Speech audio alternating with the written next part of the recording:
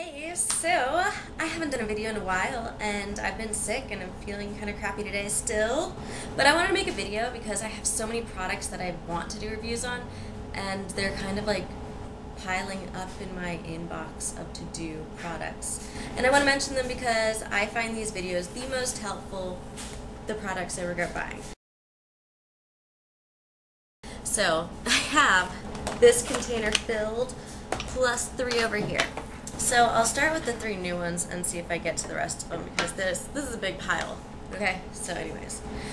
The first one I'm going to say is something I picked up the other day. I picked up 2 colors, but this color combination I don't like and the formulation sucks. So this is a NARS product actually, and this is an Orgasim and Hustler lip gloss duo. These are $10, which was a great deal. I also got the one in Turkish Delight and Sayonara. I love that one. That one's awesome. This one is super sticky, doesn't glide on, just nothing about it works right. It's just not a good gloss. It's just like horrible. Horrible gloss. It's just really sticky, really thick, does not like give you voluptuous lips. It makes your lips like look bad. I don't know, it makes your lips look bad. So anyways, and then this color, like in the Orgasm, you know, you'd think since it's like their star color or whatever, that is their Hustler color. It's decent and a little bit thinner than the Orgasm. My camera's focusing in and out, isn't it? Sorry. Just not winners in my book at all. I don't know how this lighting's gonna be. And I've got this light right here, huh? Then the next product I picked up the other day, like I have hauls I have so much stuff I need to do. It is the Revlon Age Defying Moisturizing Concealer. Okay, there we go. So this is what it looks like. And so I, as I've said before, have like a purple spot that sometimes shows up. And so I've been interested in concealers and finding a good one that has SPF to protect, plus like moisturizing and concealing all in one. And I thought this sounded like it was everything in one product. And that's pretty cool. It says Restorative Eye Cream Concealer. It says apply prior to sun exposure, apply under eyes, and it's a moisturizing concealer. And I got mine in the light medium, and it's supposed to have biofirm. And that's really all they say about it. I guess I shouldn't have been surprised that this sucks so bad. But anyways, this concealer I thought was not going to cake in my lines and settle in my fine lines. I've heard great things about this from other people. I won't name names, but it sucks. This creased so bad, or it made me look so old. But every time I use, this just is horrible. Horrible for me. So if it works for you, whatever, that's good. Good for me, this stuff is horrible. It makes me look really old.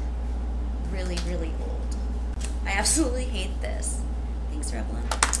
Then the next thing I picked up a long time ago, but never did a review on or anything.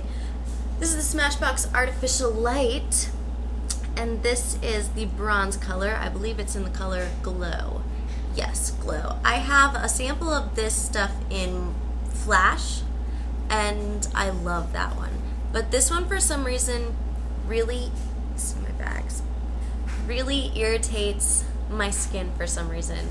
I mixed it into one of my foundations, and I actually mixed it right into the foundation, and I can't use that bottle anymore. I kind of should just throw it out. But in theory, I thought that would be great, and the effect is okay. It's not exactly what I was hoping for, but the biggest problem is just that the ingredient in here, I didn't figure out which one. It might be the zinc stearate. It's known to irritate your skin if it's on your skin for a long period of time. I found the material data safety sheet for that one, or the material safety data sheet. I forget what order it's in, but for that ingredient. And so it might have been that, it might be the carmine, it might be a few other things, but this one just doesn't work for my skin for some reason. The Flash one seems to be fine though. So those are the 3 I really wanted to talk about, and since I have the time, I will do, since I just bought the Clarisonic, and not to diss on anybody who uses this, but I originally bought the Poor Man's Clarisonic, and I hate it. It scratches my skin, not exfoliates it, it scratches. You feel it seems like it's going to be soft. This is just the Sephora one for $5. I would highly recommend not doing this method and getting, and it's nothing like the Clarisonic, to be completely honest. I swear to God, it's nothing like the Clarisonic. If you want somewhat of the effect of a Clarisonic, you should go get an exfoliator sponge pad, like the disposable kind. Those are nice. This is horrible. This is absolutely horrible. Horrible, horrible. Horrible, horrible. It just really, it's too hard to be soft enough with your skin, plus all that other stuff. Or at least this one from Sephora is. And I have very delicate skin, so for my delicate, sensitive, acne-prone skin, this is definitely not a winner. But I do really recommend getting the exfoliator sponges. Those work wonderful if you don't plan on investing in a Clarisonic anytime soon. But that was such a letdown. I think that's kind of why I decided to go for the Clarisonic in the first place. Because I hated that so much. I wonder if you can hear. My air conditioner's on, by the way. I'm sweating in my flannel. I am in Hawaii. It is not snowing. It is like a beautiful sunshiny day. And my air conditioner's on. So, obviously I'm faking this winter spirit. But whatever. The next thing I wanted to say, I'll do an acne one since I love doing acne stuff for everybody. This is the Blemish Therapy from RareMinerals little skincare line. I've heard wonderful things about this from several gurus on YouTube. This stuff does nothing for me, and I'm assuming that's because of my kind of acne.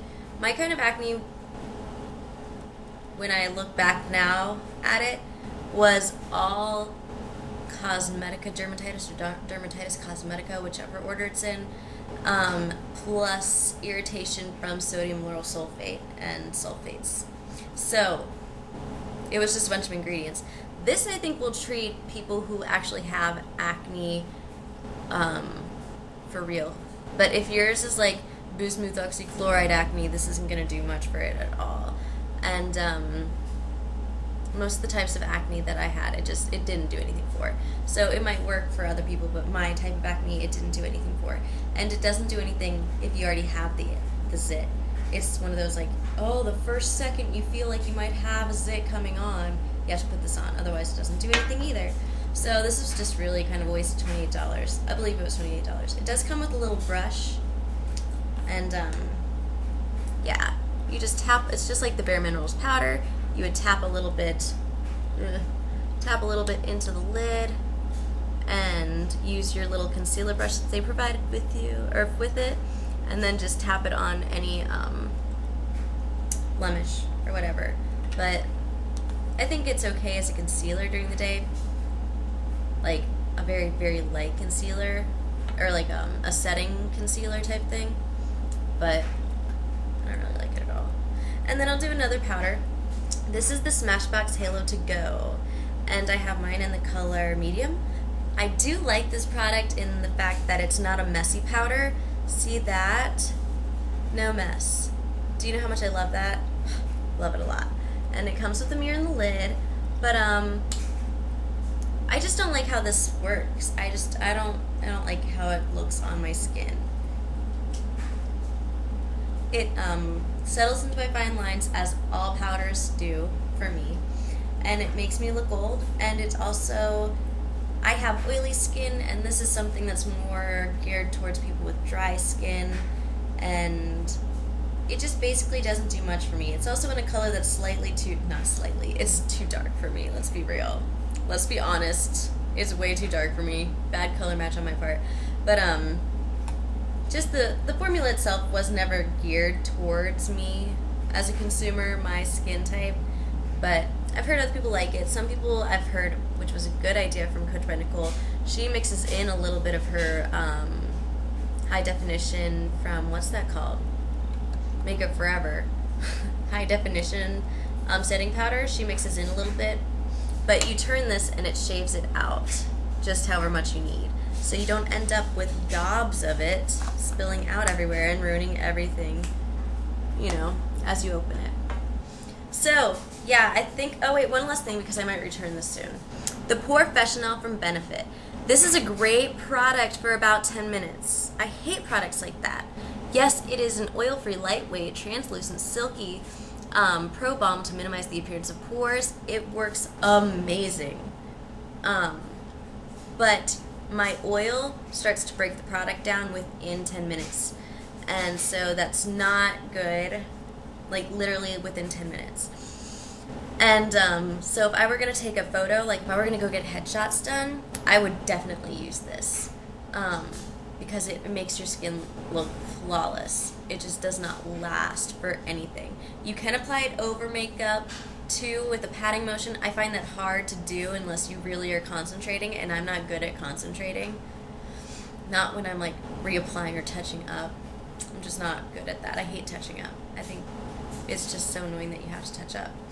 But yeah, you have to be careful, otherwise you'll smear all of your foundation around and you'll have like a weird ring, maybe like ringworm, a little bit actually, except for without the discoloration.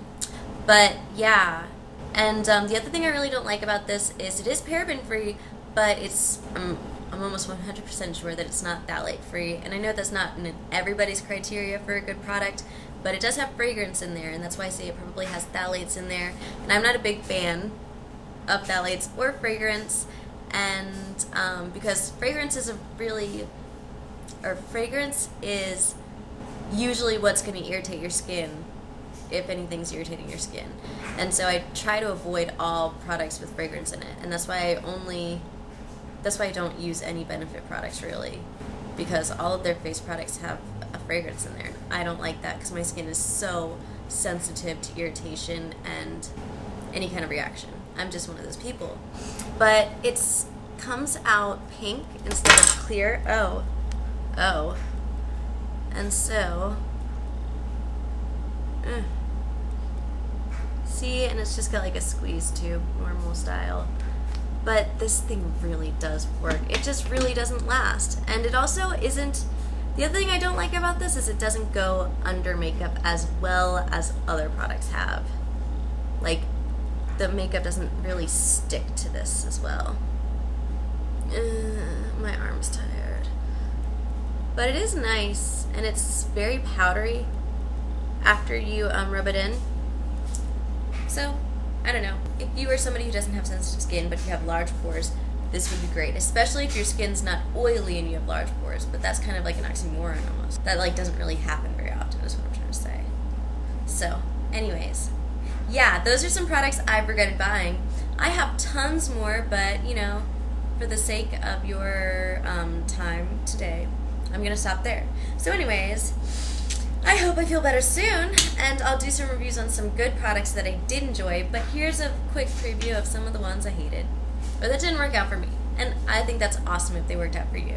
Let me know if they worked out for you so that, you know, anybody reading the comments can, you know, also find that it worked for somebody else. These just don't work for me, and I mean, I have the pickiest skin in the world, so nothing really works for me, so oh well. So anyways, I will talk to you guys later. Bye.